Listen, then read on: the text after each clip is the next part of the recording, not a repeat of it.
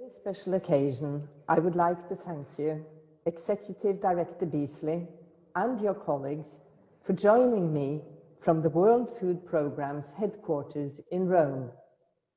I also offer my warmest congratulations to the World Food Programme on receiving the Nobel Peace Prize 2020.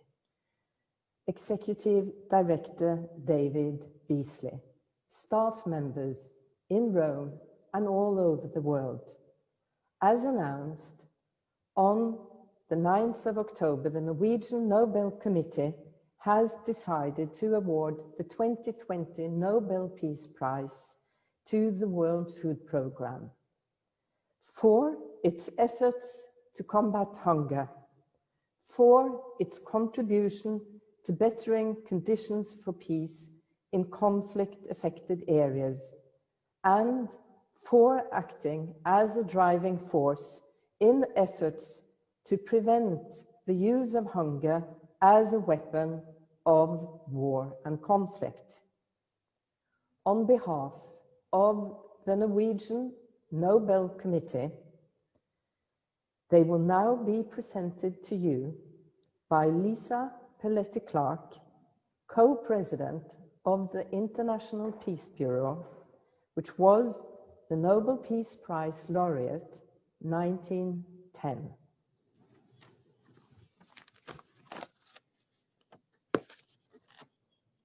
On behalf of the Norwegian Nobel Committee, it is my great honor to present the Nobel Peace Prize for 2020 to the World Food Programme, represented here by Executive Director David Beasley. Mr. Beasley, let me convey to you my warmest congratulations and ask you to come forward to receive the Nobel Medal and Diploma on behalf of the World Food Programme. Thank you. My goodness.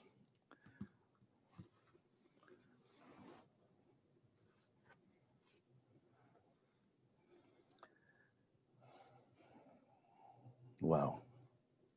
Waking up this morning in this beautiful city here in Rome, it's hard to imagine that in about 400 AD, this city experienced a massive famine. It ended up killing almost 90% of its population. Now, students of history associate something else with that ancient date, the beginning of the fall of the Roman Empire. Now, did the famine cause the fall, or did the fall cause the famine?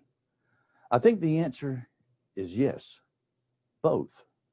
Now, waking up in this wealthy, modern, technologically advanced world, it's hard to imagine us going through a famine like that. But my tragic duty today is to tell you famine is at humanity's doorstep for millions and millions of people on earth. Failure to prevent famine in our day will destroy so many lives and cause the fall of much we hold dear. On behalf of the Secretary General of the United Nations, Antonio Guterres, our board, our sister agencies, our incredible partners and donors, and on behalf of 19,000 peacemakers at the World Food Programme, including those who came before us, and especially those who died in the line of duty and their families who carry on, and on behalf of the 100 million people we serve, to the Norwegian Nobel Committee, thank you for this great honor. Also, thank you for acknowledging our work of using food to combat hunger, to mitigate against destabilization of nations, to prevent mass migration, to end conflict, and to create stability and peace. We believe food is the pathway to peace. I wish today that I could speak of how working together we can end world hunger for all the 690 million people who go to bed hungry every night, but today we have a crisis at hand. This Nobel Peace Prize is more than a thank you. It is a call to action. Because of so many wars, climate change, the widespread use of hunger as a political and military weapon, and a global health pandemic that makes all of that exponentially worse, 270 million people are marching towards starvation. Failure to address their needs will cause a hunger pandemic which will dwarf the impact of COVID. And if that's not bad enough, out of that 270 million, 30 million depend on us 100% for their survival. How will humanity respond? Let me tell you why what we do at the World Food Program works. First, food is sacred.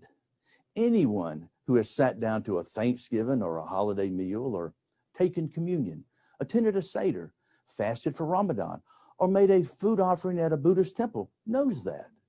And every human, whether they're people of faith or not, knows the power of food, and not only to sustain us, but bring us together in our common humanity. Here's the second reason the World Food Program works. Because what the 19,000 of us are doing is an act of love.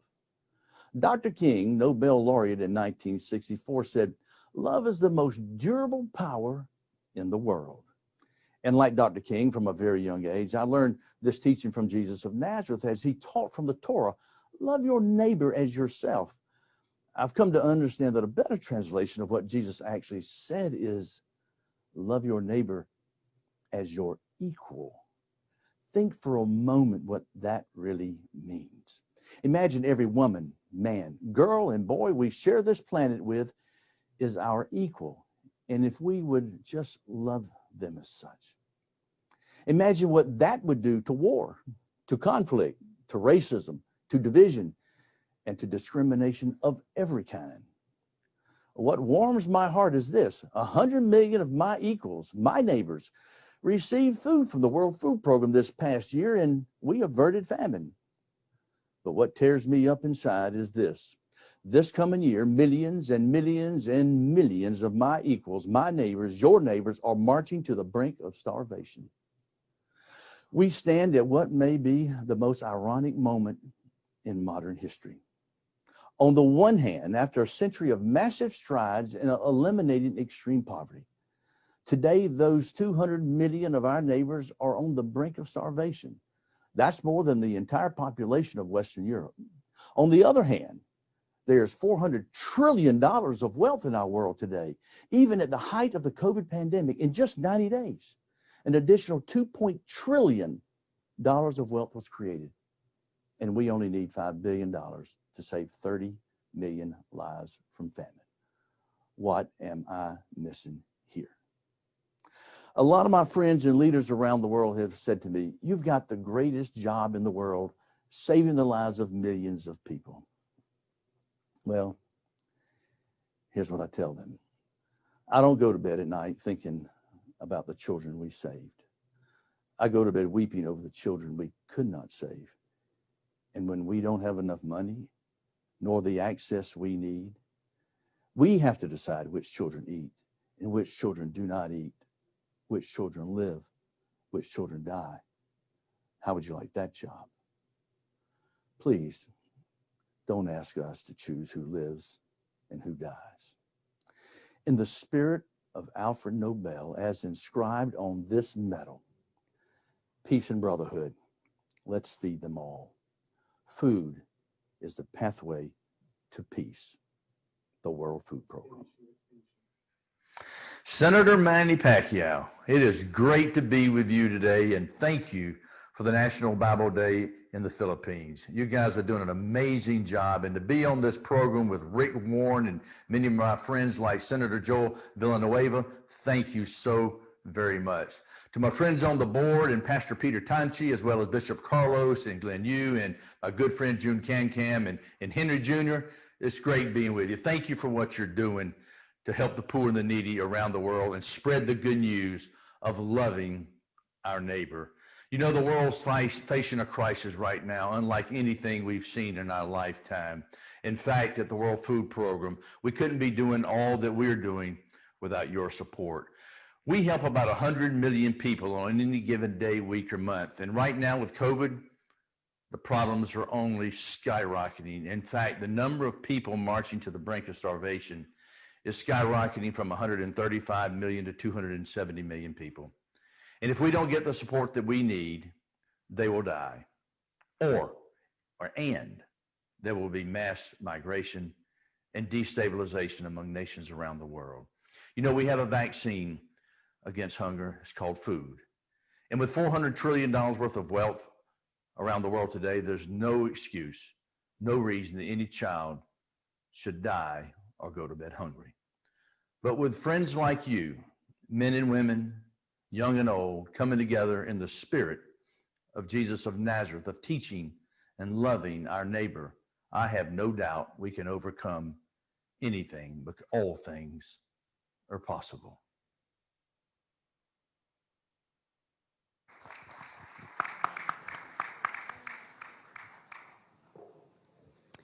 Thank you very much, Governor David Beasley, for that very moving talk. I'm sure we were all touched, and we are fortunate that Governor Beasley is going to allow us to ask some questions. I'm going to call on my colleague in ABS-CBN, one of the ABS-CBN news anchors, Kuya Kim Atienza. Hi, Kuya Kim. Thanks for being here.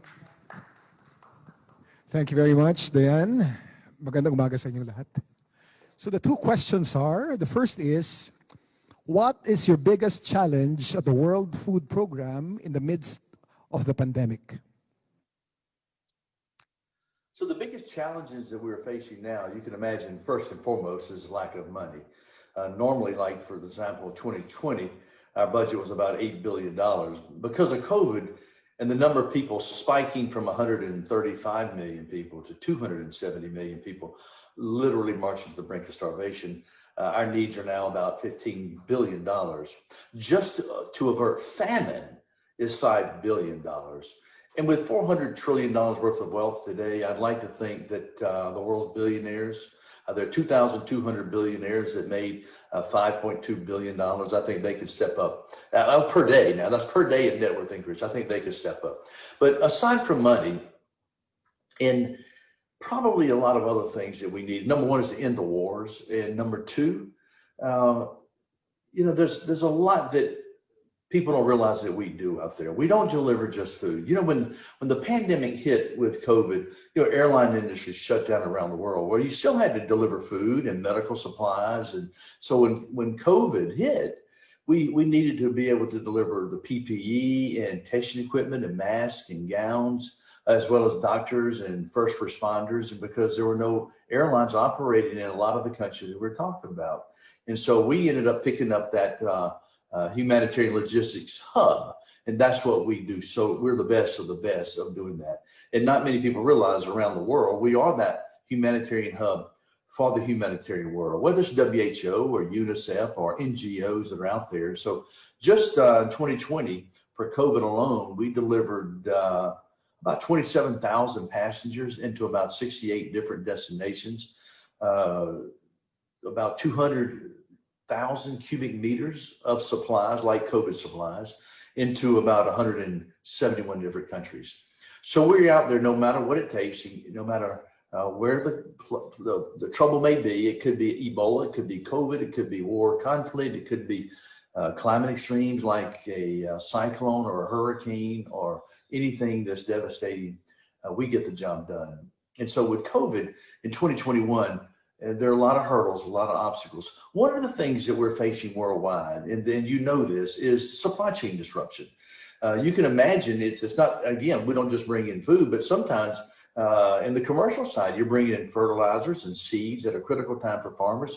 And because of COVID, if you shut down a port or shut down a border, then you could have really catastrophic consequences without thinking through these logistics supply chain hurdles.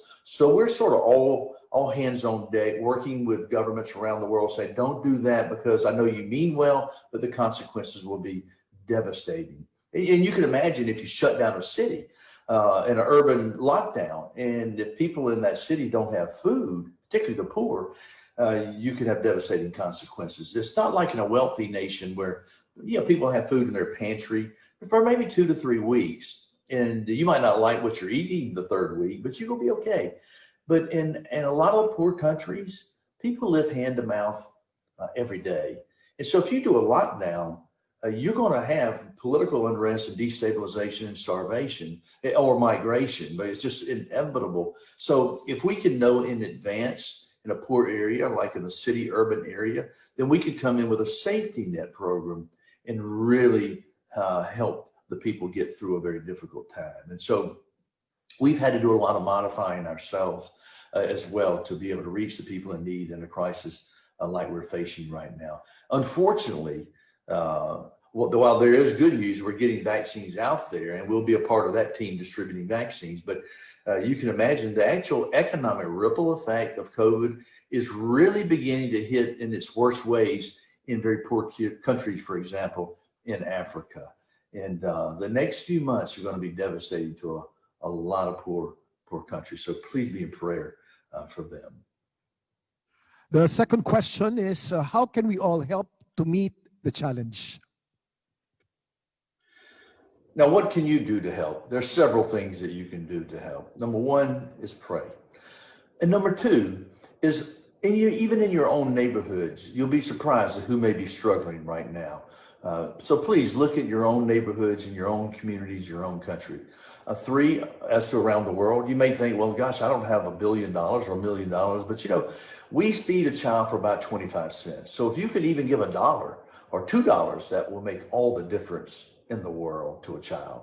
And so you can go to sharethemeal.org. That's sharethemeal.org. And you'll be surprised who you can help and where and what country. And so please take that little bit of action, because it will make all the difference in the world. And so thank you, and continue to pray for us. I think that's critical, because our women and our men are putting their lives on the line every single day. In fact, when we received the Nobel Peace Prize just about a month ago in the ceremony, I said there are two things. One, the Nobel Peace Prize committee was sending a very clear message. That is, thank you to the women and the men of the United Nations World Food Program, our 20,000 employees who risk their lives every day, putting their lives on the line in war and conflicts and extreme weather conditions to help people, to save people, to bring peace and stability. That's number one. Number two, I think the Nobel Peace Prize Committee was also sending a message of a call to action, because they knew that the worst and most difficult work was coming ahead of us in 2021 because of COVID, compounded with man-made conflict and weather extremes. And so our hard work is coming, but we're prepared to do what we can do. And with your prayer and your support, I have little doubt that we can get it done and save lives. Thank you.